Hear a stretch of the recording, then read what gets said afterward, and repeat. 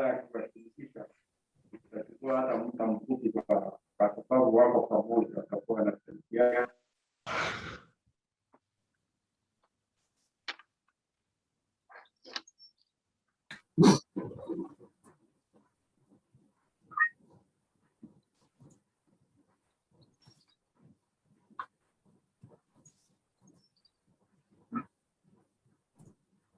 everyone. So fun to see so many faces popping up on the Zoom screen. Good to see you.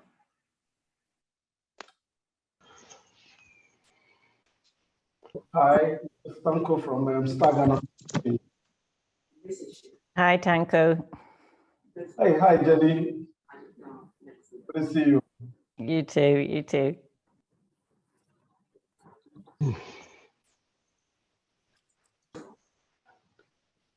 Alexis, you're invisible. But Claudia's not. Hi, Claudia. I'm invisible? Can others see Yes. me? Yes, we can see you. Okay. Oh, I wonder I can't. I don't know, maybe refreshing. Hi, John.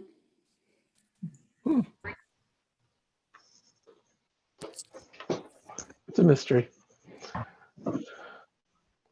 Great. Well, we have a good crowd already. I know we have more people joining by the second, so we'll get started in just a little while.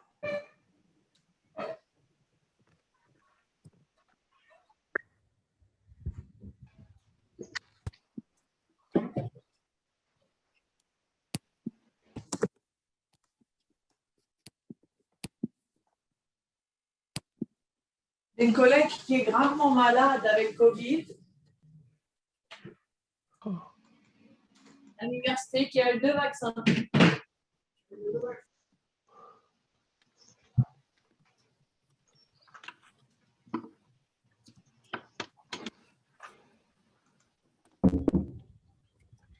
You want something to drink, Noah?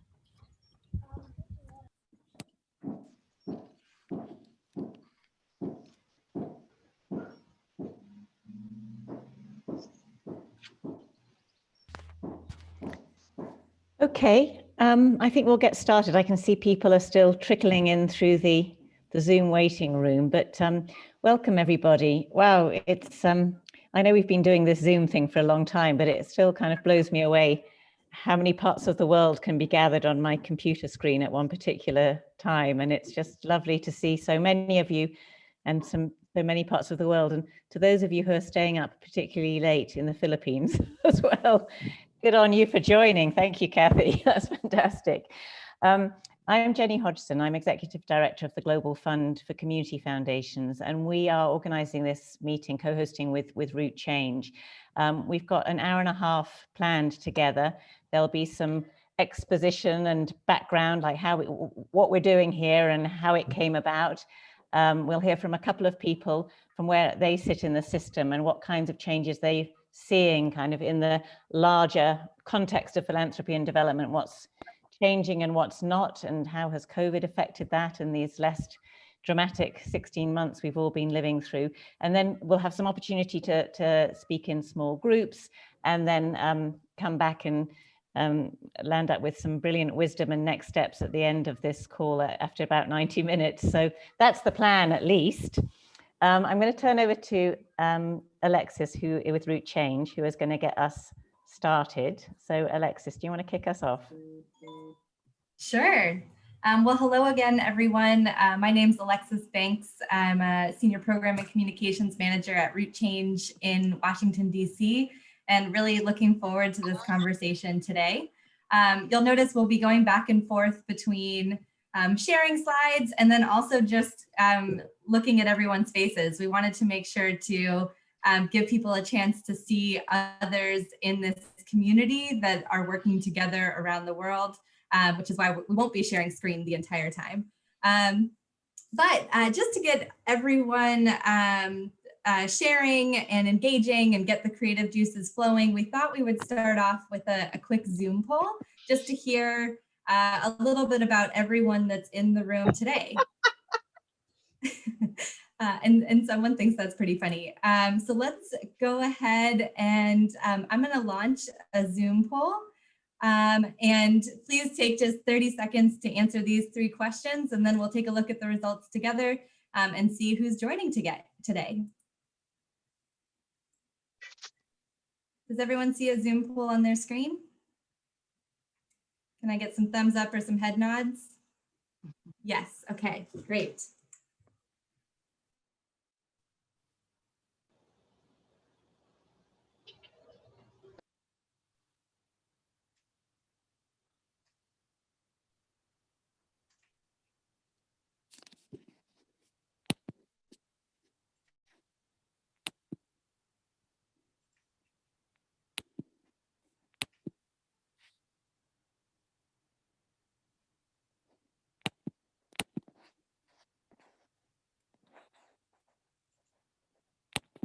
Won't let me submit, AB.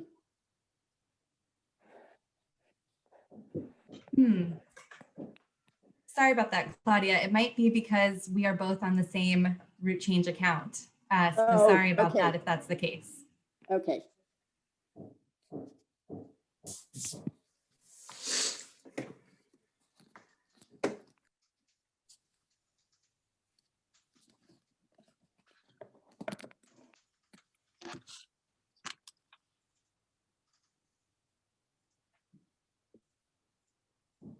Okay, I see lots of answers pouring in, but we'll take a few more seconds to have people submit their responses. And it looks like Hannah shared a helpful tip in the chat box. There are 3 questions, so you may need to scroll all the way to the bottom of those 3 questions to make sure you answer them all and then submit your responses. And for those who are joining, we're doing a quick icebreaker Zoom poll right now. Hopefully you're seeing that on your screen. If you're not, that's okay. We're going to look at the results together in just a moment.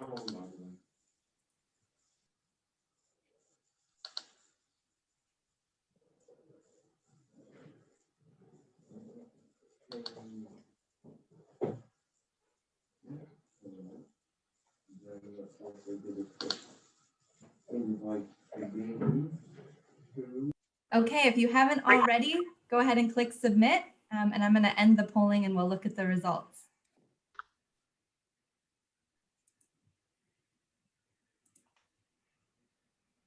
Okay, so hopefully everyone is seeing the results on their screens. Are you seeing the results too? Yes, head nods. Okay, great. So, wow, we have some really diverse music preferences and tastes in the room. And we have diverse perspectives on what type of music best represents our personality. The 2 or 3 slight winners are R&B, folk, and other. And for those of you who input other and felt like your music preference or personality wasn't represented, feel free to throw those in the chat box. We'd love to hear what other types of music folks are listening to, or what other types of personalities we have in the room. But I think it's exciting to see that there's a pretty big diversity here. I think there's probably something symbolic about that for the diversity of ideas and thoughts and preferences that are coming to this conversation. And then we also have a pretty big global representation. So lots of folks joining us from Europe and Central Asia. Thanks for joining in your afternoon. We also have a lot of participants from Africa. That's really exciting to see. And a few folks joining us from Asia. As Jenny mentioned, thanks for staying up late to make that happen. And glad to see some representation from Latin America as well. And of course, the US, where I'm joining you from. And then this last one, we were really interested to see how folks in this community identify within the movement. So what type of work you are doing or how you feel that you're contributing to shifting the power within the development and philanthropy spaces. And so this is also actually a sneak preview of the topics that we'll be looking at together in the Shift the Power network map in just a little while. So for those of you who have already accessed the map, you may have noticed that these themes we have here are the same themes we're asking you about in the map. We're asking to see who are you going to for information, ideas, and support related to these topics. And so just taking a quick look at the type of work that everyone on this call is doing, our clear winner, it looks like. So 60% of us say that we're doing work related to local ownership. And then we also have some significant representation from folks doing systems change work and work in community philanthropy. Some smaller representation from folks working in self-care and solidarity, as well as positive narratives and evidence for change. And then maybe about half of us are working on diversity, equity, and inclusion, funding practices to shift power.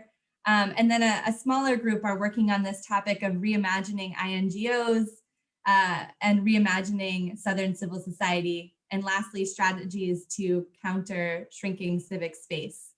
So we'll have a chance to talk more about those 10 different topics that are reflected in the network map and a reflection of the type of work that's being done within the broader Shift the Power movement. But thanks so much for taking the time to complete that poll, help us get a sense of who's in the room. Really enjoyed getting to know you, and hopefully you all felt the same. I'm also loving seeing the different options and types of music pouring in the chat box. That's cool to see as well.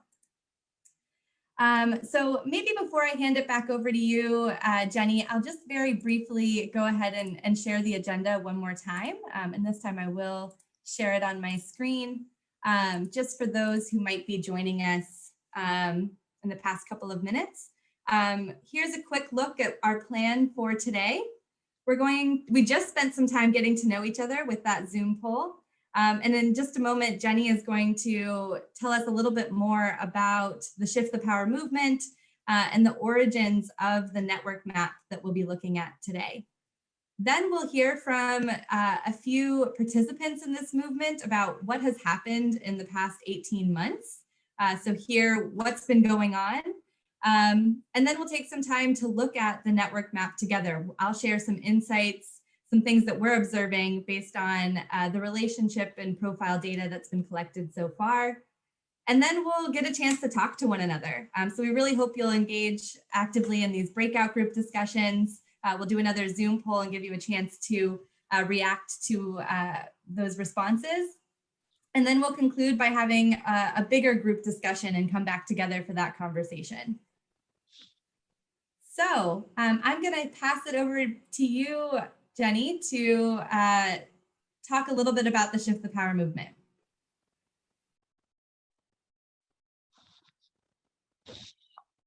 Thanks very much, AB. You can stop sharing the screen if you want, although if you want to just pause and look at these lovely pictures of November 2019 when we could stand in rooms together, we can also do that for a second. But yeah, if you want to stop sharing the screen, then I can sort of see better.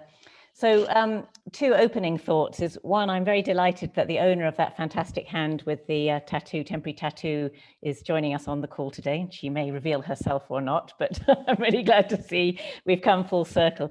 And secondly, if we were to go into music, I think we could make a heck of a noise given all the different kinds of musical tastes we have on this call today. So that's good, at least to start with. Let me just set up a bit around how this conversation came about, a bit about the origins of Shift the Power and the particular map that really got us starting to think about systems change and how that worked and what it would take. So in 2016, my organization, the Global Fund for Community Foundation, organized an event in South Africa, in Johannesburg. It was the first global summit on community philanthropy. And our work for the last 15 years has very much been focused on a pretty niche part of the philanthropy and development sector. And that is specifically the emergence, the importance of community philanthropy, of local resources, local agency, local voice as being a necessary part of any attempt to shift power. And I think what we wanted to do in Johannesburg in 2016 was to say, look, we're not trying to sell community philanthropy as the answer, because as we know, complex problems require complex solutions.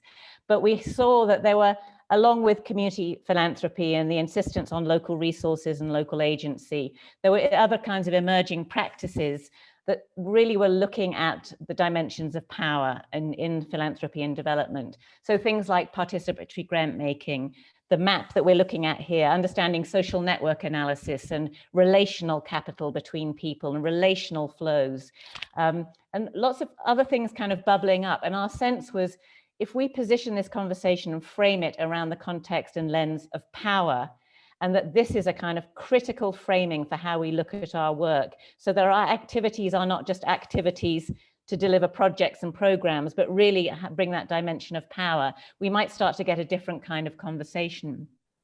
So we tested a map initially in Joburg in 2016. This map that we're looking at today, we developed in 2019. In November, we held a meeting in London.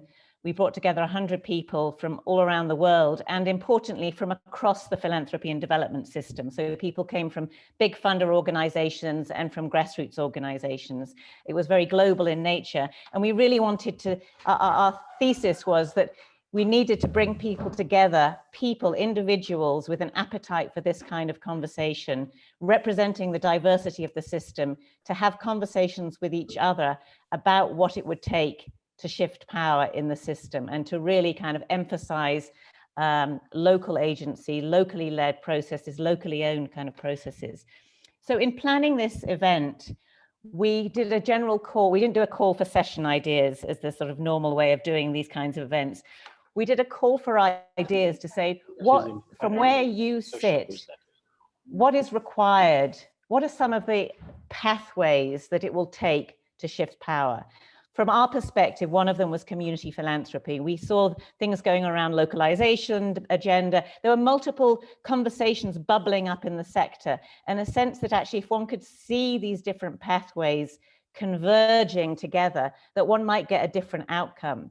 So the categories that you see on the map, in fact, there are 11, but we had to shorten it to 10 for the poll today on Zoom, were basically what those of you who sent ideas or who came to the meeting said, we think these are the major blockages or the major pathways that we need to unlock if we're going to shift power. So some people, elevated things like self-care and how our institutions behave, the structure and culture of our institutions. Others saw things like localization as being critically important. But the idea was to be able to hold all of these different pathways, these different tributaries or little streams that might together lead into a bigger river of change. So this is what the origins of this map we're looking at today. It's not perfect. We didn't hire expensive consultants to come up with the final version. It's 11 because it was 11, not 10. So it's messy and beautiful because it was shaped by people like you. We've asked a couple of people to talk about this whole question around changing systems and how this last year and a half and COVID and Black Lives Matter and a lot of stuff has happened since November 2019. I think there have been massive disruptions and shocks and debates and moments of angst and reflection across the sector.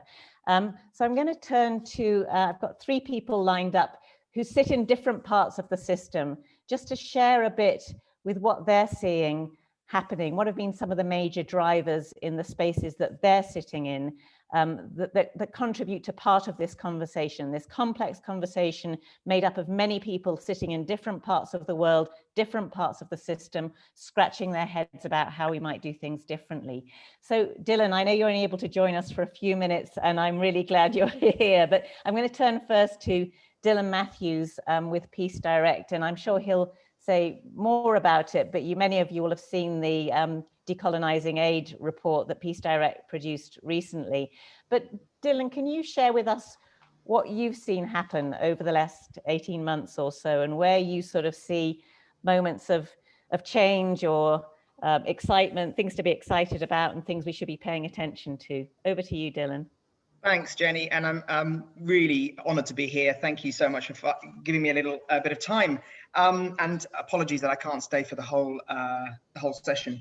So, yeah, to answer that question, Jenny, I think the first thing I'd like to say is that congratulations to ShiftThe Power and this group, because from my perspective and from those that I work with, you have created a movement, and you've turned something that was a fantastic slogan into something that is much more than that now. It feels like a movement from those looking in, and I think that's tremendously exciting. And I think what we are seeing is people appropriating the term, using it in different parts of the sector, and I think that's a real strategic opportunity for Shift the Power. How can it become a broader movement that brings in other people?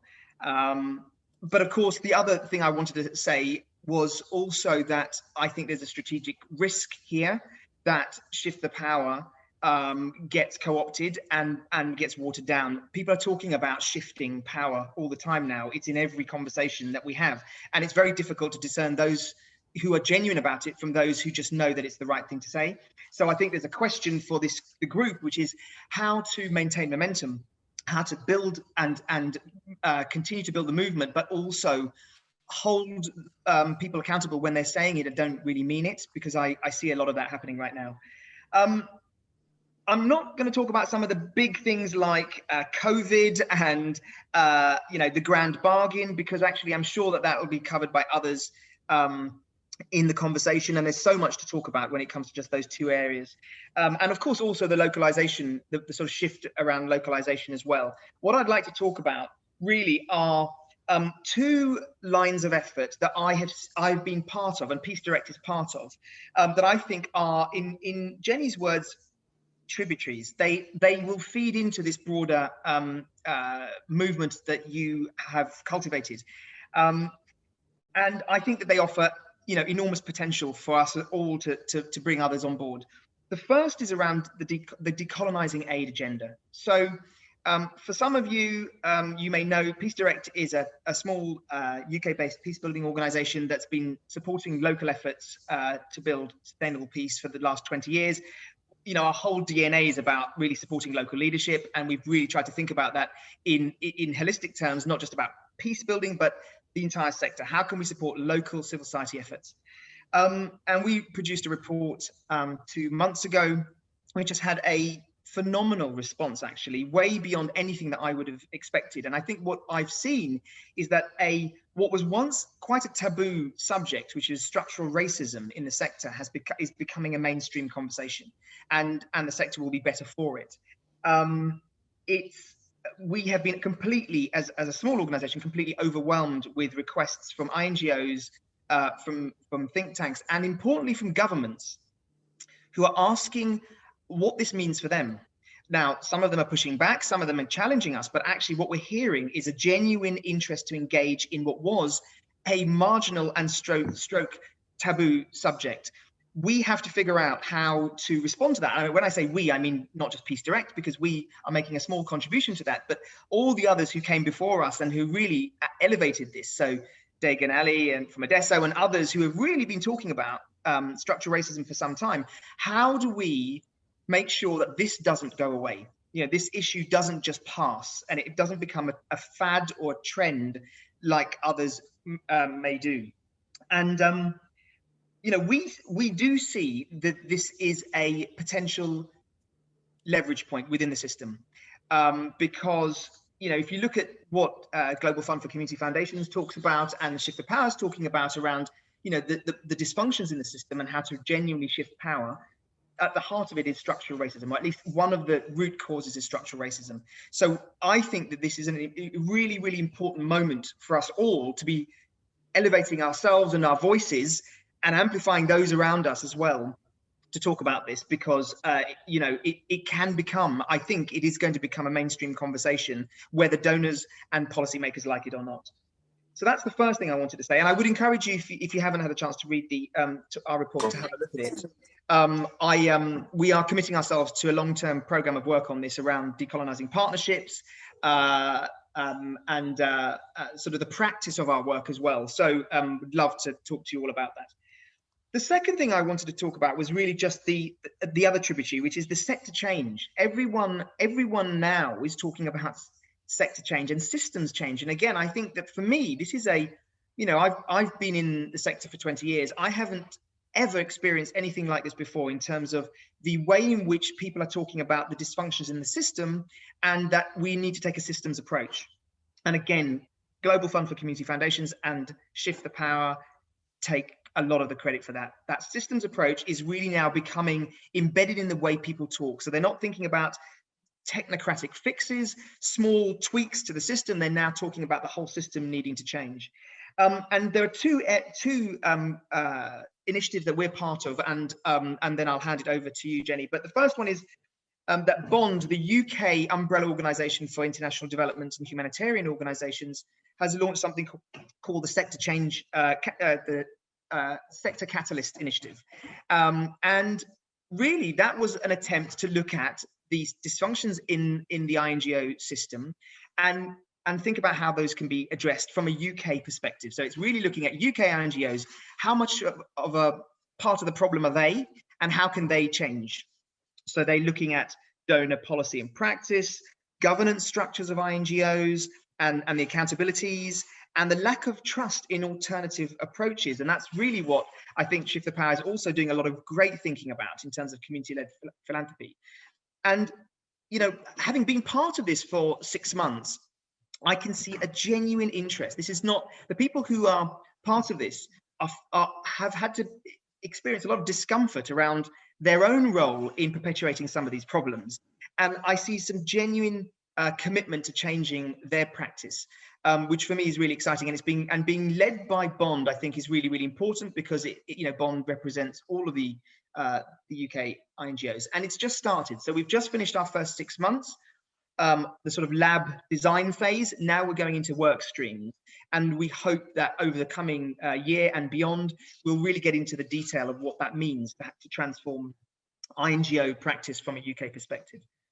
And the second one is the Ringo project. Some of you will know about it. Ringo is the Reimagining the INGO, and again, Peace Direct is part of that, and that's really, again, taking this sort of lab style exploration of dysfunctions in the system, and really thinking about how we can then find change agents within the system to really experiment, pilot, and also, I think, build solidarity links between them. So there are 7 different work streams: structural racism, patriarchy and feminist leadership, resource flows, between governments and Global South, but also the cozy relationship between governments and INGOs, incentive systems, solidarity and collaboration, governance and accountability, and how we measure success.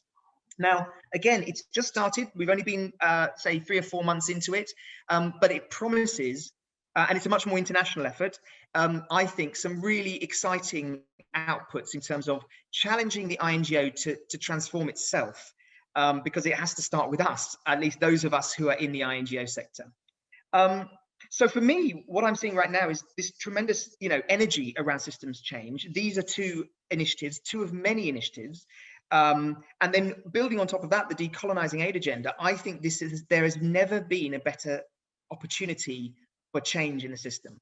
And much as I would like to think that COVID may have been a catalyst for that, I think that actually it wasn't. I think that it may have added a little bit of extra momentum, but I'd be really, looking forward to hearing your thoughts about how, throughout this next 90 minutes, how we can build on this, because I think there's some real opportunities there. Jenny, over to you. Thank you so much, Dylan. I know you're not able to join us for the rest of the meetings, but thanks you. That's great. That sort of sense that there's a moment, an opportunity. There's lots of different things that are bubbling up in different parts of the system, which really should be starting to meet and engage with each other. Thank you so much. I'm going to turn to Bettina now for a few words from a perspective in Brazil. Bettina, would you want to introduce yourself and just share a few thoughts with us? You can keep it as short as you like, because you will be here for the rest of the meeting. Bettina. Hi, thanks, Jenny. So hi, everyone. I'm Bettina. I'm speaking from São Paulo, Brazil. I'm a program advisor at the Brazilian Philanthropy Network for Social Justice, which is a place uniting community funds and foundations, donors, organizations, and grant makers in Brazil to support initiatives in social justice, human rights, and citizenship. So I'm very happy to be here today and to be part of this discussion. I just wanted to talk a little bit about three of them, I think, the collaboration areas in Pando that most resonate for me to maybe contribute with the discussion. So there are community philanthropy, strategies to counter shrinking civic space, and the promotion of diversity, equity, and inclusion, which are very important fields of work for the Brazilian Philanthropy Network. And I wanted to maybe share with you some thoughts regarding the response from the civil society organizations in Brazil to the COVID pandemic here in the country, which was very strong, as you may know. And we had a recent study that was published with the network, showing that the civil society in Brazil had a crucial role in facing the pandemic here. And it was, it is very relevant, we think, because not only they were able to oppose the governmental denial that was being put as a response to the pandemic, but also to produce responses based on the development of a set of practices and experiences that were founded on self-management and community organization. So they were able to set agenda, narratives, languages, and forms of production and organization based on self-management and social dynamics where work and politics were coinciding to responding with activism and production to the pandemic here in Brazil. And this was happening in a moment when also civil society organizations were in a very fragile and vulnerable situation because of the lack of funding. And they have shown, however, a very exceptional capacity to act and to react to the scenario of crisis.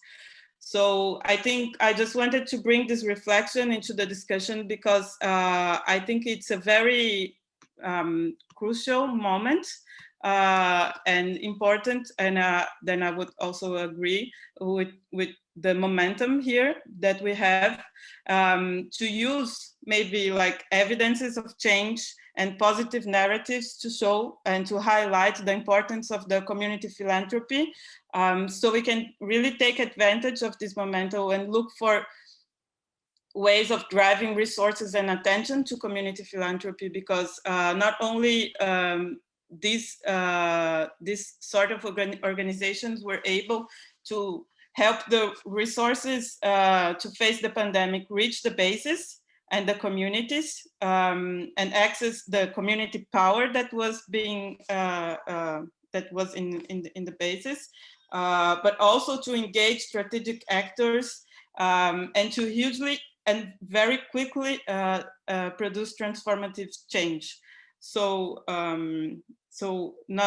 the idea is how we can use this momentum not only to reinforce the importance of the community philanthropy, but also to try to drive more resources in a less unequal way to more community-based organizations looking on the tools and instruments that the community philanthropy can offer to them.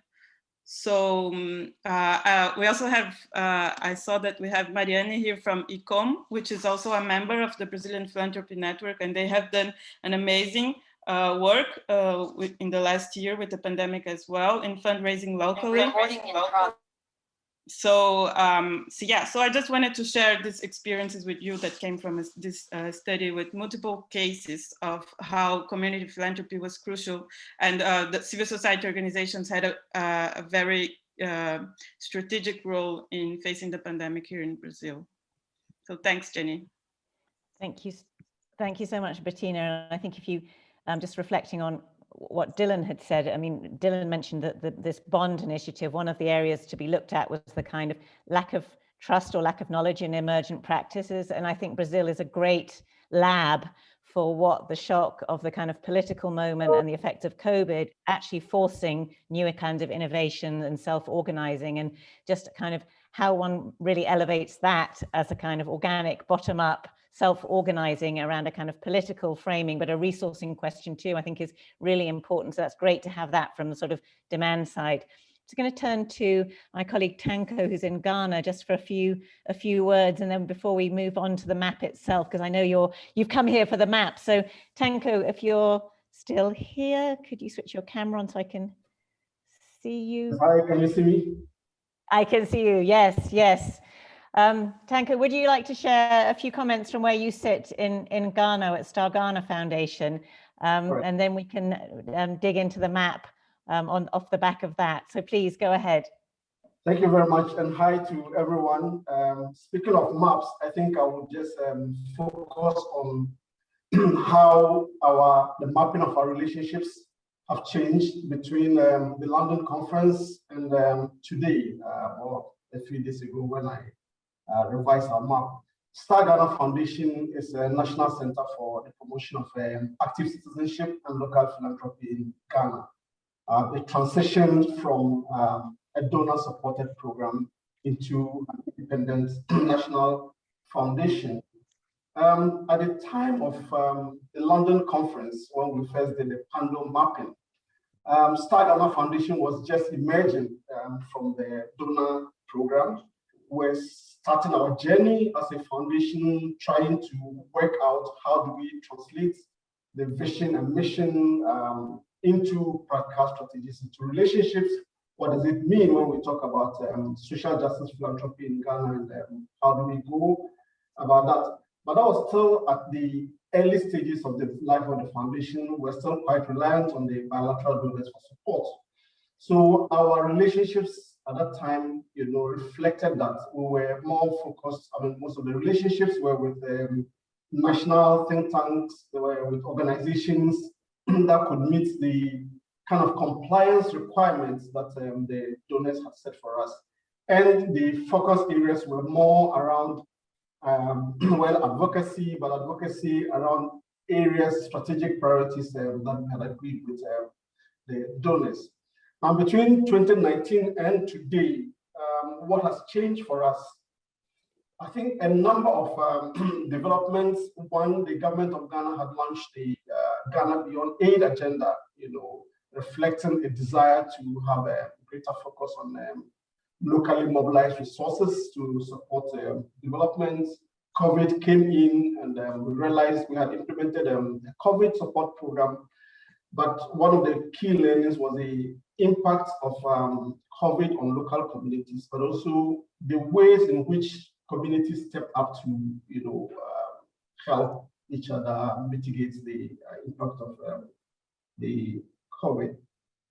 But also our funding sources begin to change from just a complete reliance on the bilaterals to looking at working with partners, donors that were more flexible in the ways in which they wanted us to support us and for us to work with our partners. So the Giving for Change project funded by the Dutch Ministry of Foreign Affairs, the partnership with the Global Fund for Community Foundations, the work with the NEAR Network, these have reflected in new ways of working. First, that the new map that we have just completed shows a lot more work with local organizations. Secondly, in terms of how we work, there's a lot more focus on co-creation, co-development. So we don't go in there with, this is what we're coming to do, but a kind of co-creation, if I put it that way, of the work that needs to be done with the local partners at the center of the work, so Star Ghana providing the facilitating role, and etc. And then the whole thing around the duty of care. I mean, we have talked about, safeguarding, etc. But in the context of the local partnerships, we saw that it went beyond safeguarding as have been defined in some of the strategic documents to a bit more like we are in this together and how can we support each other to, do the work. We have learned, one, yes, there's a strong appetite, there's a strong desire within communities, to mobilize resources, but we should also realize that these work within a bigger ecosystem, and therefore linking our work levels with influencing national policy frameworks and strategies in order that we have an enabling environment for local philanthropy. Looking at developing national alliances at the local level, alliances at the national level, but also alliances at the international level, so that we can together co-develop, co-create, and advocate for an enabling environment for local philanthropy and active citizenship. That social justice philanthropy is not just about philanthropy, but it's also about working with communities to identify and address the systemic causes of underdevelopment and exclusion. Thank you very much, Jenny. Thank you so much. Actually, I hadn't really thought how kind of good the three of you were, because there's Dylan talking from an INGO, there's Bettina talking from a national level, and Stargana, you were baked in one part of the system, but actually over the last 18 months, you've kind of nudged yourselves into a much more kind of local environment, local context, and it's great to sort of feel that shift around the map. Alexis, I'm going to turn over to you. These good people want to see what the map shows us about our system.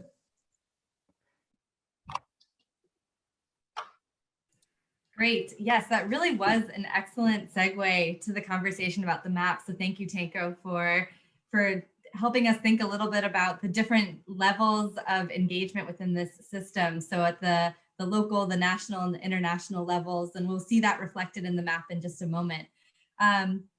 First, I just want to give a little bit of context to this conversation. I bet there are a few of you who are on this call that are like, what is this map? What are they talking about? And so I just want to tell you a little bit, for those of you who are newer to this conversation, how this works. Hopefully, if you expressed interest in joining the map when you registered for this webinar, you received an email invitation from Pando, which is the platform that we use to host the ShiftThe Power map, which is actually called the Pathways to Power map. So you've probably heard them referenced interchangeably. If for some reason you have technical questions or didn't get an email, you can reach out to us after the webinar, and my colleague Rachel is also available in the chat box. It's Rachel Dickinson if you want to message her directly with questions about navigating Pando for yourself. We're not going to do much of a how-to, but I know there are probably a lot of questions, and we're really eager to make sure that everyone that wants access to the map has access, because this really is a shared resource. So here's just a quick snapshot of how it works. You receive an email invitation, create an account, and log into the platform, and you'll be prompted to input relationships, meaning who you go to for information, ideas, and support related to those different topics that we've been discussing within the ShiftThe Power movement. So again, Root Change, for example, often goes to other entities like Civicus or Keystone Accountability or Feedback Labs for information, ideas, and support on these topics. And so that's what we're looking for as you input data. We're also looking for you to update your organization profile, because that helps us get a sense of where are you located within the system? Are you a local, national, or international organization? Are you what type of work are you doing, and who should others contact if they'd like to learn more about your work? And then lastly, once you have access to the platform, you also have access to the map that I'll be showing off in just a moment. And you have access to all of the same filters. So you can also play around with the data and learn about what's going on within the ShiftThe Power movement. So that's just a little bit of context. I wanted to show an image of the map itself. And actually, I love how active it has been. We've added more than 100 relationships in the past 24 hours. So this is a really active community that is logging in and updating their information. So this picture is actually even a little bit outdated. But this is what a network map looks like. And each of these dots represents an organization in the ShiftThe Power movement. And the lines between them represent collaboration or working together on those various topics. The colors represent organizations that are most likely to work together, so what we call cliques. And that's based on some algorithms that are running in the background of the network map. And on the left-hand side, you'll see some different filters that you can play around with. And we'll talk a little bit about some analysis using those filters right now. And I just wanted to get a sense of my time. Okay, so let's take a look at the big picture. This is a large and growing movement, which is really exciting. So I want to celebrate all of the information that's been shared and thank you for investing in this map and this shared resource. To date, we have 445 organizations that have been identified within the Shift the Power movement and 850 relationships and counting. So as I mentioned, that's growing. I wouldn't be surprised if a few of you are on the map or in Pando right now updating that information. And what we can see, just a quick observation, is that the movement is really well connected at the center. So you can see that really thick web of ties and relationships. But we see that as we move out from the center, there's a lot of disconnected nodes and organizations. There's a lot of individual islands of activity taking place. And so really we see, just taking a quick look at the map, that there's an opportunity to bring in the periphery, to hear from those on the outside, and to make sure that they are connected with the resources, knowledge, and information they need to do their work in this movement successfully. Let's see. I wanted to talk a little bit about what we know right now about representation within the map. So what are the types of organizations that are in the movement based on what we can see in the map? And again, the map is only as good as the data that we have. So we really do invite you to continue to update your relationships and profile data so we have a more accurate picture of this movement. But right now, what we're seeing is that there's significantly less representation from local and national organizations. And the system is really dominated by, or not dominated, but the most activity is happening among international organizations. With that said, though, that this is a shift we've been seeing over time, and really excited to invite more local and national organizations to be sharing what your ecosystem looks like, so we can continue to support you and foster that those connections on your behalf, and really enable you to connect with others in the system. We see the greatest representation from INGOs and donor organizations in the ecosystem. And in terms of organization types, we see the least representation from businesses and corporations, which is to be expected, government institutions, and community-based organizations. We also wanted to take a look at what we call resource hubs. So these are the organizations that have been nominated by the most actors within the ecosystem, meaning that the most people said, we go to the Global Fund for Community Foundations for information, ideas, and support about shifting the power, for example. So what you see here is a snapshot of about the top 20 resource hubs, the organizations that have been most nominated within the ecosystem. What's exciting here is that we see both international and local and national organizations represented within these resource hubs. The greatest Southern representation is from throughout Africa, although we do see representation from other regions as well. And so the resource hubs demonstrate for us a continued opportunity to shift leadership to local and national organizations. And I know I'm seeing a lot of activity in the chat box, so I'm hoping that if you do have questions, Rachel is chiming in to answer those. I'm just going to make sure that I'm highlighting all of the aspects I wanted to emphasize here. Okay, let's see. I also wanted to talk a little bit about what we see from the colors on the map. So I mentioned at the beginning that the colors represent who is most likely to be working together based on the relationships that have been input. And so we can see several what we call cliques emerging within the ecosystem. And so in the middle here, we see a blue clique. These are organizations that are really well connected, and the largest resource hub here is the Global Fund for Community Foundations. We also can see a red clique off to the side, and this is another interconnected group where the largest resource hubs are Adesso and the NEAR network.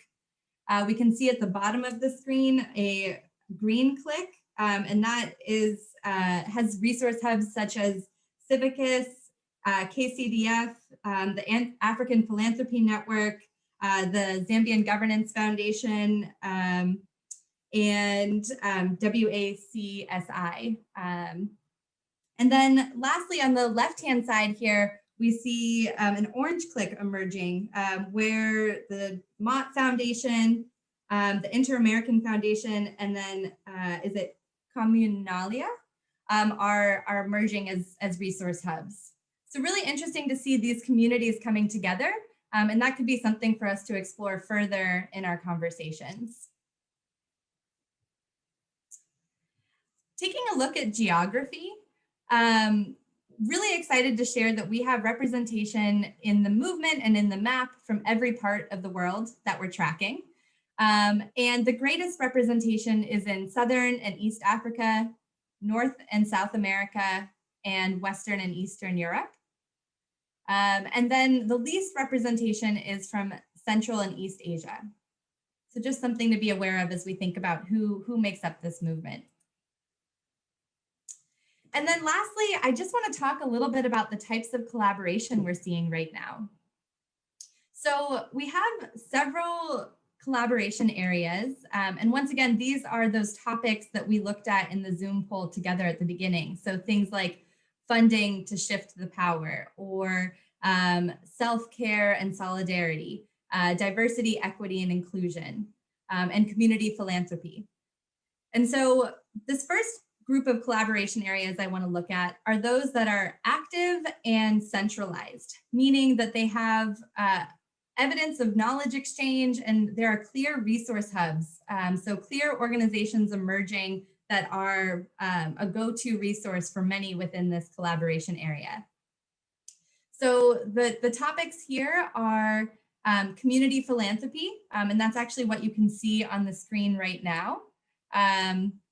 Then we also see this same trend in the topic of shifting the power and strategies to counter shrinking civic space. And for those who are interested in playing around and seeing this themselves, you can see this by clicking on the different collaboration areas in the filter in the network map. We also have several collaboration areas that are active but decentralized. And in those cases, there's no clear resource hub, no single organization is emerging, or no groups of organizations are emerging as kind of leaders in this space. But there is a lot of connection, a lot of activity going on. And so that is the case for funding practices to shift power. So we can see that in this network image right now. We also see that trend in localization / local ownership, diversity, equity, and inclusion, and systems change. So all four of those have a lot of activity, but not necessarily what we're referring to as resource hubs. And then lastly, we have some collaboration areas that are less active. And in these cases, they have few relationships and few or no resource hubs. The one that really stands out here is self-care and solidarity. And this is really interesting, just given the trend of the past 18 months with COVID, where self-care and solidarity has been such an important trend and theme in our sector. So something that we're interested to see if that evolves as more people share information about their work. We also see less activity in the topics of positive narratives, reimagining INGOs, which again is interesting just given I know there has been a lot of activity around the Ringo project, So might be something that we keep an eye on and might evolve as people share more about their relationships within the movement. And then reimagining Southern civil society and evidence for change are two other scenarios where we see less activity. And less activity may just simply be a natural reflection of the interests of those within the ecosystem. It might be, we might find that it's okay that there are a few key organizations that are working on these topics. So we don't necessarily need to change it if there's less activity, but it's really something for us to be aware of as we think about what's going on within the movement. What are people talking about and working together on? Okay, so that was a lot of information about the map. And again, really just wanted to share this as a snapshot of what we can learn about the data you've shared with us about who you're working with within the movement, what your organization is doing, and we capture that data from the organization profile. And again, everything that I've shared here is also accessible to you. So we want to make sure this isn't just a resource for the Global Fund and for Root Change. This is a shared resource that we can all learn from together. And so we want to stop talking and give you guys a chance to share what you're thinking about, what your reactions are to what you've heard from the speakers and having seen the network map. And so we're going to do one more Zoom poll just to give you a chance to react to some statements about what we might be working towards or experiencing within the Shift the Power movement.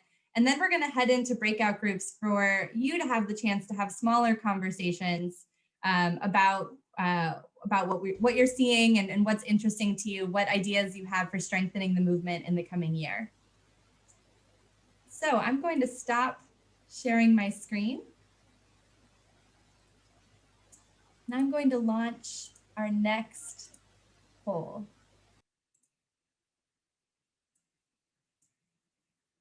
Does everyone see a poll on their screen? Can I get some? Yes, great. Some head nods, thumbs up, great. Please take just 30 seconds or a minute to read through these opinionaire statements and respond in the poll.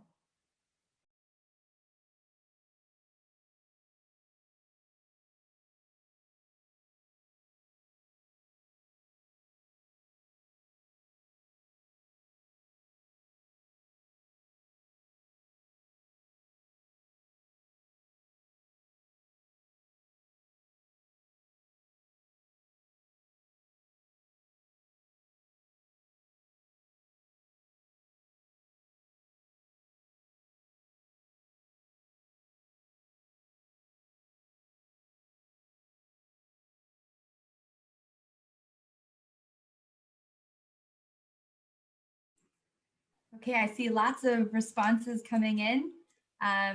Take just a little while longer to go ahead and submit those.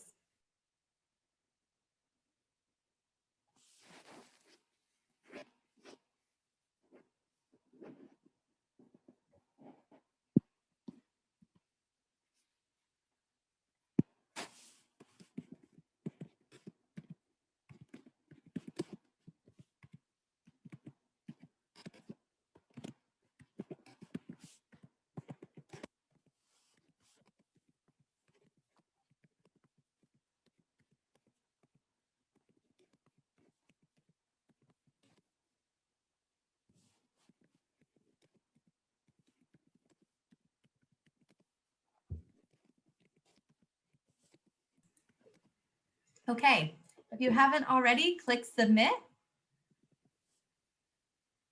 And I'm going to go ahead and end the polling. And I want to share the results. Can everyone see the results on their screen? I think I'm seeing some head nods. So let's go through these results together. The first question was, or the first statement was, the Shift the Power movement participants have access to the information, networks, and resources we need to advance our work. And we can see that more than half say they somewhat agree. And we do have about a third say strongly agree. And it looks like about 11% somewhat disagree.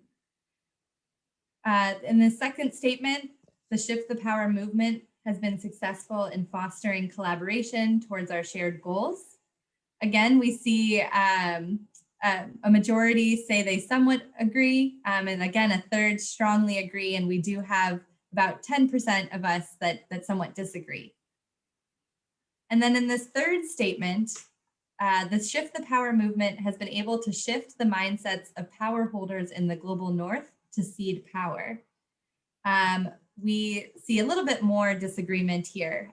So the majority somewhat agree, but we do see about a third somewhat disagree, and a few folks are strongly agreeing or strongly disagreeing. So really an interesting topic to explore in the breakout groups.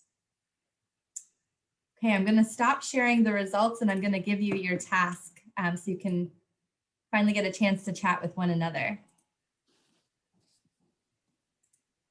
Okay. So in just a moment, Wendy is going to send everyone into small breakout groups of about 4 people.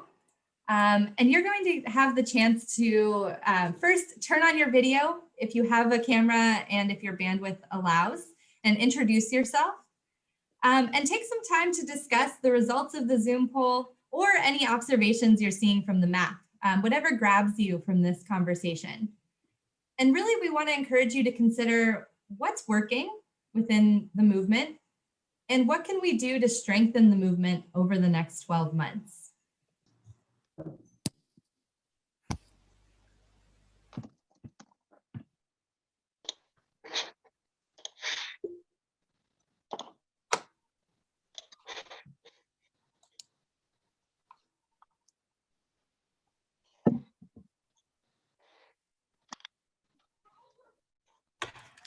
Okay, welcome back, everybody.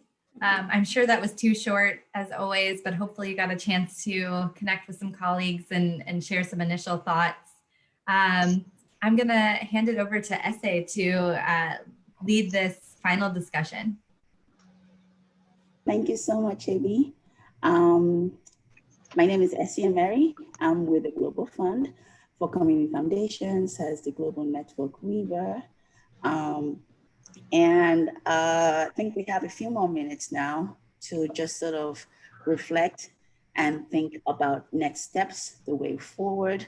And really, you know, the last session, we were sort of reacting to the results from the poll session. And in this part, in this session of our meeting today, we want to sort of reflect and pull together some key takeaways, ideas, suggestions for how do we actually do the shift of power. In our little group, we sort of focused a lot around the power dynamics inherent in shift of power and why it isn't happening as fast or as quickly as we would like. You know, this is a conversation that really has been going on for a while, for decades now. And in the last decade, it's taken shape, as Dylan mentioned. And the momentum is something that we want to leverage on, capitalize on, and ensure that it doesn't fizzle out and it doesn't become a fad in the next 2, 3, 5 years. But in that, you know, power dynamics is a central piece of that work. And unless we really, you know, and one of the things I think we discussed is that power isn't something that is easily or voluntarily or happily given. You have to grab it, you have to transform it. And so I think for us, you know, it was how do you really address that? Another sort of major question we tried to address was on the how. Where are the examples? What tools, knowledge exchange, templates maybe if they exist in how we do this. So I think for this session, I just wanted to just hear from you, not necessarily a reporting out from your groups, because there were quite many and we don't have the time to go through each group. But are there any key highlights that you observed either from the polls, the poll results, or from your work where you sit in your region, in your country with your work? Any key pieces and maybe even any sort of solutions or next steps in how we take this movement forward. And you can either raise your hand, and if I see your hand, I will try to, you can just unmute yourself, and or if you're not comfortable speaking with your camera, you can also put it in the chat box too. And I think myself and my team will try to manage the chat as much as we can to see, to make sure that we grab everything.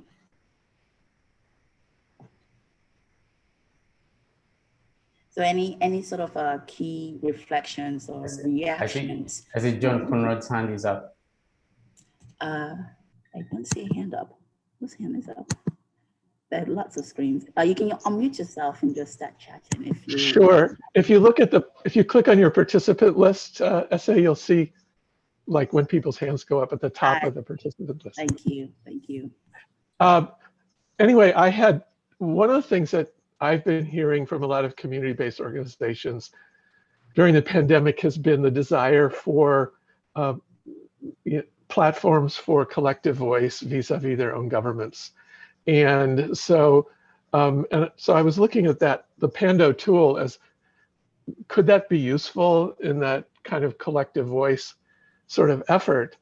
And so I guess I had a kind of a request of root change, like what would be the kind of the top 10 reasons a community-based organization might want to actually spend the time to enter data into that system.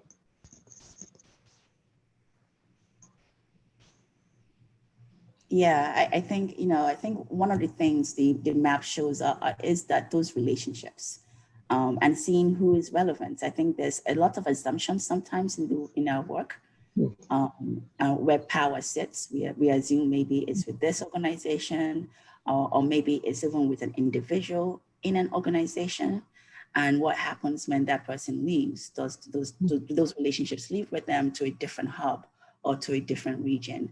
And it's one way, having a map is one way of evidence base, so I think that was something that was highlighted earlier in our conversation, needing evidence, local evidence and knowledge and research to actually make the movement more than just words. There's actual data.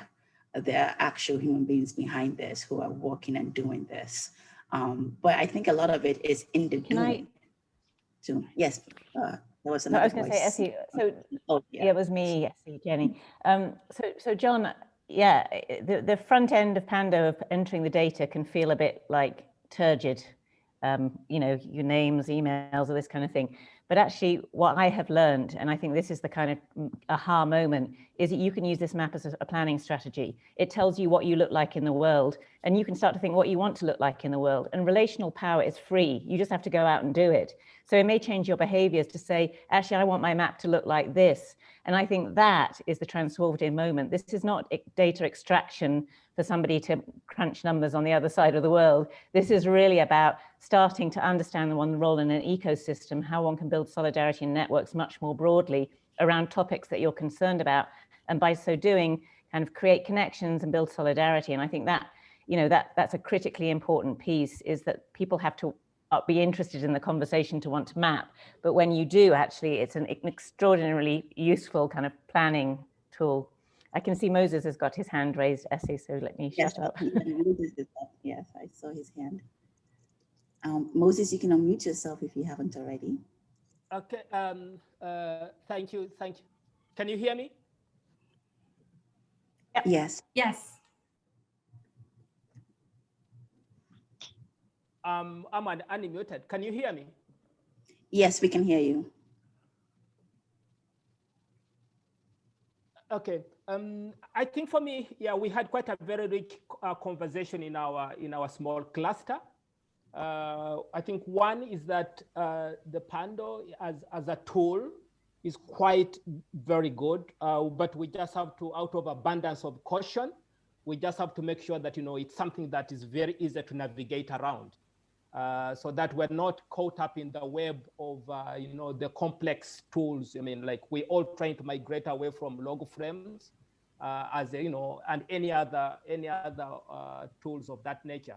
So I'm so keen that for ShiftThe Power movement, any tool that we develop should be a tool that is, very easy to navigate around, and it can be used by the unusual suspects, those other voices that we normally would not be talking about. So yeah, so that is one thing. The other thing that we talked about in our group, and it was, I think, on the poll, on the last question, and I can't kind of remember the statement, but I think it was about whether we've actually been able to shift the needle a little bit when it comes to issues of getting power from the global north. And when I selected strongly disagree, I thought that, that perhaps everybody is going to say strongly disagree. But I was a little bit surprised that there were just a few lone voices of strongly disagree. And it kind of makes me think, are we celebrating a little too early? Because, we are up for a really long haul. We're not going to be getting this power and privilege from the global north quite easily. We're not going to be challenging the aid architecture very quickly. This is an industrial complex of some sort. And much as it is important that any gains that are there are celebrated, we need to be cautious that we're not celebrating a little too early. And so when I said strongly disagree, I thought we are very far away from the finishing line, and we need to be always conscious about that. So it's not about to deflate ourselves. No, we shouldn't deflate ourselves. We should be able to celebrate some of our achievements. But I think the powers that are in the north, which you want to challenge, are actually digging in. They are digging in. They are digging in with the green pass, the digital pass for the vaccine. They are digging in. They are saying if you have been vaccinated with another type of vaccine, you shouldn't come to visit us. They are digging in. They are saying, Africa or the global south, take care of yourself. They are really, really digging in.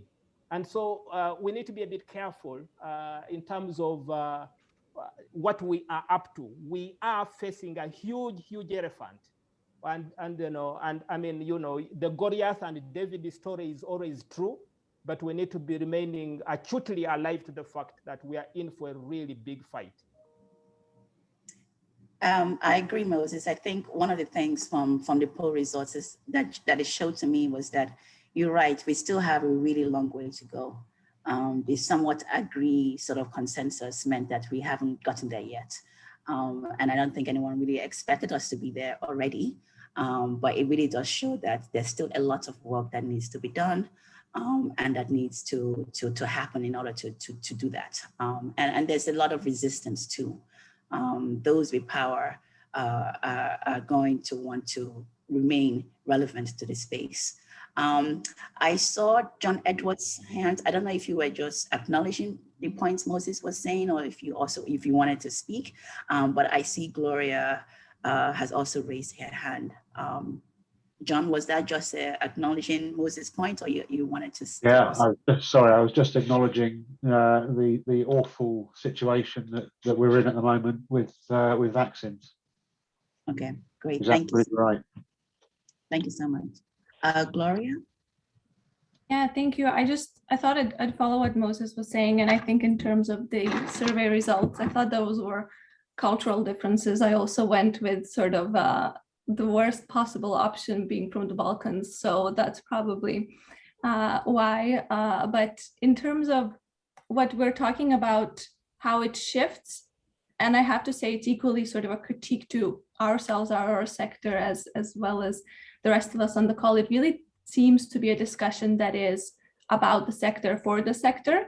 And then in terms of those connections to existing, for example, CSO groups that are trying to make the change at the UN level, at the OECD level, existing and quite, well-organized advocacy structures, kind of mainstreaming a lot of this knowledge that is, if I'm honest, very much available only to those who have privilege of time to go and look for it and find out and reach out. So I will say that actually a lot of those networking opportunities, etc., are not free when you have a huge list of, you know, programming that you are forced to implement when you are working from most of global South countries.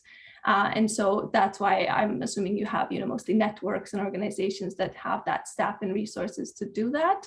So I'm just wondering, what can we do to make those channels of like public engagement, advocacy, knowledge sharing easier, so that if there is a group already working on some of these lobbying or advocacy efforts that are more outward oriented, people from this network can very easily get in touch and do that knowledge transfer, resource sharing, so that we're kind of building off of each other. I don't know if this is too vague as a suggestion. No, it's not. I can perhaps use this opportunity to talk about the ShiftThe Power platform. There is one now, and it's I'm trying to type it into the chat box, so you can go to the website. I think this is a platform, a space where we're hoping that conversations like this, resources, knowledge, who's doing what, would be shared. It's also a co-created space, so it's not something that the Global Fund will be sort of managing the content all the time. This is something that we're hoping our partners all across the global South can also share their own resources and make it easier. I think that that's one of the themes that is coming out, this I'm hearing, especially from our group, was information, data, how to make this easier. It isn't a plug and play sort of approach. There aren't 10 steps to take and then you have ShiftThe Power and you've achieved your goal. It really is the process and also the journey and the knowledge we gather along the way. I know we're a little bit over time. AB, are we about to be cut off? Or do we have maybe 5 more? So Jenny and I were just chatting about this, and she just shared in the chat. We know we're over time, and if you need to head out, we absolutely understand. We'll send a follow-up email with some next steps about the platform, as well as continuing to map if you're interested. And I'm also thinking maybe also to open the door to some additional conversations about things like access to the map and making the tool as useful as possible for everyone who wants access. Especially community-based and national organizations.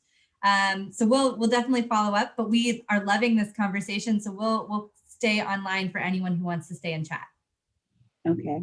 Could I maybe respond to Gloria? Because Gloria, I think you make a really important point in a sense. If one can start to visualize the relationships, you can start to visualize the wiring or the plumbing through which relationships and connections can grow. And to me, that's the most exciting bit of it. Because if you look at the map, you have big actors, you know, with big staff, big budgets, sitting alongside considerably smaller actors with small staff and little money. And yet sometimes they're actually the same size on the map. And I think that's hugely important in a conversation around power. It's not money and size that defines you. It's your work, it's your legitimacy, it's your credibility, it's your connections, it's your ability to think beyond your organization to an ecosystem and a movement. And I think somehow we need to sort of, we kind of have to overcome the sort of like, oh, it's a map, to say, actually, this is an organic kind of moving thing where we can be in charge of what this map looks like. And we can start to amplify and make more visible those edge actors that are normally completely overlooked by deliberately bringing them into the conversations. I think your question is critical about, so how do you use this to operationalize this? And then when Essie was talking about the platform, is really, how do you operationalize this kind of community then? If we can see the potential, how do we make that real? And what are some of the actions that we can take for that to happen? I have just maybe 2 sort of questions, provoking questions I also just want to add for any others who might want to have time to continue to chat with us. Really sort of exploring what are some of the new ways of working that you're seeing, unusual partnerships, or are there unusual partnerships, new networks? And really, I think there's this element we'll talk about, the 2 angles, right? Shifting the power, resources down to the global South. But how are we in our new way of working, or in different ways of working, going to ensure that we're not replicating the same systems and processes and policies that we want to shift? How do we ensure that we really are adequately able to have shifted the power and also to actually develop and work differently? I saw Moses' hand up, but maybe that was an accident. I don't see it up anymore now. But for those, for any of you, just, oh yes, go ahead, Moses. Okay, no, I think the point that I wanted to speak to, you kind of like provoking when you talk about, the partnership. I think what, from where I sit, what would be really, really good for us as the Shift Power movement is just first of all to make sure that we are all on the same page with just the language. Because for instance, SAU, when you talk about partnership, I mean, there's a dominant assumption there that actually right now we are having partnerships, but these are funding relationships. And the funding relationships are vastly different from a partnership. The funding relationships are really it's about control and mistrust, as opposed to trust and coaching. So when we talk about, for me, I mean, we need to be really interrogating the language and making sure that we are all on the same page. Because for instance, I mean, we, as a Shift Power movement, we're talking about decolonizing knowledge, decolonizing aid. And then I'm speaking from Kampala, and perhaps I know what is colonial about the knowledge. But I don't know whether my friend in Brazil also understands what is colonial. So we know, so when we talk about decolonizing, the question is, what is colonial about the knowledge that we need to decolonize in Malawi, in Uganda, in whatever? And because when we start singing from the same hymn book, then in a way, we can actually be able to pull into the same direction. You're absolutely right, Moses. Language is a central element for all of this work, in making sure that we understand, first we understand each other, and that we can also then influence and change mindsets following from that. Because if we all sort of scattered and on different pages of the book, nothing effective really can be sustained. Margaret, I see your hand up. Or was that the reaction? Yes, okay, thank you. Well, there's something that is not much spoken about in discussions like this, and I think it's crucial. I've been observing the Dutch development sector for many years now, and shifting the power, it wasn't talked about in that way always, but it was talked about a lot. And it's only now, in the past 2 years or so, that you really see substantial steps being taken by Dutch development organizations to actually do something about these power relations that people are very much aware of. And for me, the major reason why that is happening is that the big donor, the Dutch Ministry of Foreign Affairs, has put up shifting the power as a criterion for getting funding. Big donors, I think, should be part of the conversation, actually approaching the system, including the donors as well, that are also, I think, holding hostage many of the big INGOs through their systems. So I think that would be very interesting to do something on that front. Thank you, Margaret. I know we had also she was actually part of my little small group. And this was something, seeing, hopefully this is behavior that other funders can see and mimic authentically in terms of shifting power. So that's one action, right? Making that a sticking point for receiving funding, that you have to have shifted power, however you see that sitting within your organization or within your region. Are there others? I'm trying to see on my screen if there are hands up. And I haven't been following the chat very well, but I don't know if there may be some other points to reflected there.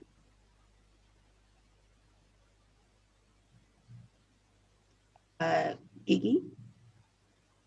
I was trying to raise hands, but I was clapping instead. But I also want to clap for all of the comments here. Now, something that triggered me also in the breakout session was when we talk about the relationality in in the relations and interactions between organizations. Something Jenny also mentioned was it would be interesting to have visualized also the sort of degree of engagement between organizations. And when we talk about cooperation and shifting power, we still have differences in the, for example, degree of participation, if it's just consultation or if you're actually co-creating. So I think it would be interesting to have that visualized on the map, for example, and also invite organizations to reflect on their own positionality when you talk about engaging in shifting power or engaging with other organizations. And I realize also that this would require the map to be, to also have members engaged that might not necessarily be engaged in shifting power discussions. For example, the bigger players that are not really paying attention to shifting power, but do hold a lot of power. But it still would be an interesting dimension to add to the map. I also shared a tool which PART has developed, which is the organization I'm working for, which tries to map out and visualize the sort of power imbalances in relationships. So really visualize the degree of participation in different civil society partnerships. You said you shared that in the chat? Yeah, I can share it again, actually. Yes, please. That would be great. Yeah, I think, collaboration and partnership, as Moses was saying, they can mean different things. And I know here in Nigeria, it's not a natural habit to collaborate. Even on co-creating ideas, there's this natural fear that my idea will be stolen or someone will take it over. And learning really how you collaborate authentically with trust. And I think that's a big piece, trusting one another and being in this space together, shared power, shared leadership. Those things have to be practiced as well. Can I say a word on that essay as well? Because yes, I think it's yes. really, it's doing it at the level of practice, because the trouble with, Shift the Power is just a hashtag. It's about the work. You know it when you see it, kind of thing. You know it when you're feeling it. You know when someone's talking about it and they're clearly not doing it, which there's quite a lot of happening. It's not enough just to use the hashtag.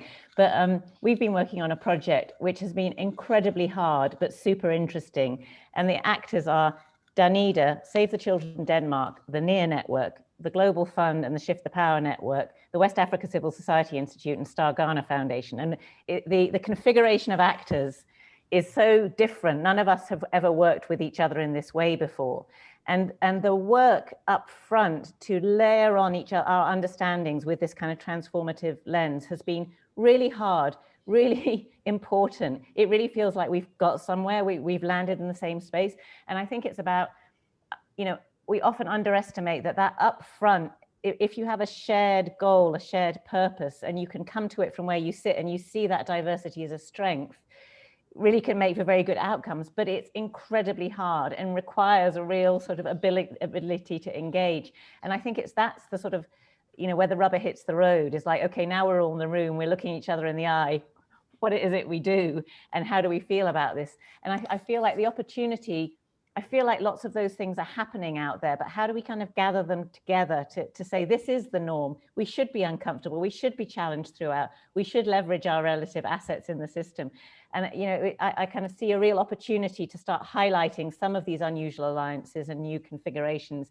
It's the doing rather than the talking about, because Shift the Power, one can get very abstract about, is it shift, is it share, what's the correct verb? Let's spend 3 hours discussing which verb it's going to be.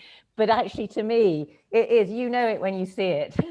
And you sure as hell, when you're an organization that receives money, you know it when it's not happening to you and someone's talking one way, but you're not feeling it the same way. So I think it's about kind of also keeping this is about people, not just maps, and creating spaces for us to have these kinds of conversations. Yeah, the relationships are key, and that trust element. It's really working with peers in a truly honest and maybe, if I can say, even vulnerable way for that. I'm still really conscious of the time. I know we've gone 15 minutes over. Were we planning to go a whole 30 minutes over or just to end? But I also want to just give space for anyone, if you have some burning issue that you must be shared, we will make plans to share this afterwards. And I'm glad that this is also being recorded for many who could not join us this afternoon or evening or morning for this chat. Yes. I'm sorry, Yes, I don't know how to raise. I don't know how to raise my hand. I saw it earlier. I saw it earlier. Welcome, yeah. Frank. I do want to just say that within all these institutions, there are people with good intent, but they're stuck in institutional systems that do not produce what's wanted and create these power imbalances. I mean, I do want to recognize that we're not dealing with often dealing with individuals here. We're dealing with systems that are highly embedded, very, very hard to change, and require pressure from the outside. They tend to be top down. So the Dutch example is really good. If the minister says do it, they'll do it. But it's going to be hard to change them from the bottom up. It's doable, but maybe some of the solution is to move outside their traditional systems. Yeah, but I do want to sort of acknowledge that it's sort of, really, I think, it's a systemic problem.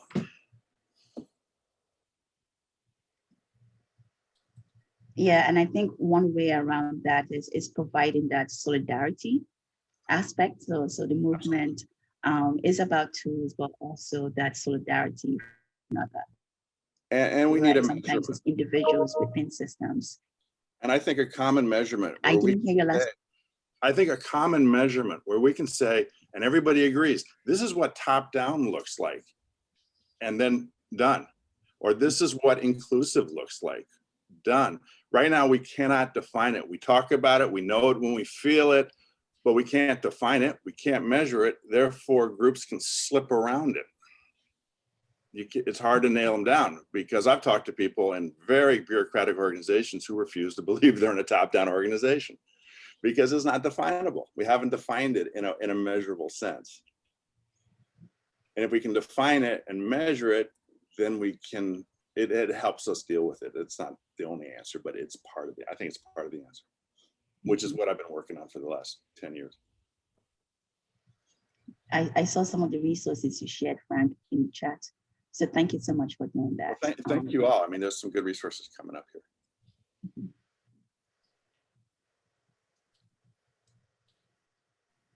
AB, you're on. Yeah, so I was gonna say, so this has just been such a wonderful conversation, and I've loved the resources that are being shared, and look forward to, like I said, sending out that next steps email and continuing the conversation. I've been documenting a lot of these ideas and look forward to acting on them in collaboration with the Global Fund for Community Foundations. I'm wondering if we are at a natural stopping point, having now gone 20 minutes over, which I think is just a reflection of how much we are eager to talk with one another. So I was just going to suggest that perhaps we wrap up. And my last question, it may be something people can throw in the chat box as they're heading out, is what would you like to see as the next step? So would love to hear from people in the chat box if there was an idea that you either already shared or haven't yet shared about additional next steps you'd like to see from this conversation. That will really help us document it and make sure we've seen all of your ideas. And then also just want to say a big thank you from the Root Change side for everyone's participation. And please do feel free to reach out if you have questions about the map or other questions and want to explore this conversation further. And maybe over to either Jenny or SA if you want to say the final word. I'll give that to Jenny. This is an ongoing conversation, and this is just one way into it. And we will be doing more of this and trying to engage as many of you who want to be involved. I think this question of good people caught in bad structures, well, they need support too. We can do this together if we can kind of support each other as a network of people trying to do the right thing and challenge ourselves to be more more intentional about using this language and actually it translating into action, so that the power is in the network, is in the connections, is in the people like you who join these calls and then kind of go away and do something with it. But I think the more we can sort of try and organize and do this together, both kind of conceptually and in practical terms, the better we will all be. So really, really thank you very much for joining. We've got your numbers, I mean, your email addresses at least, so we hope that we can continue to engage in multiple different ways, shapes, or forms. But thank you, Root Change, for organizing us this week. And thanks everybody for joining, and enjoy the rest of your day.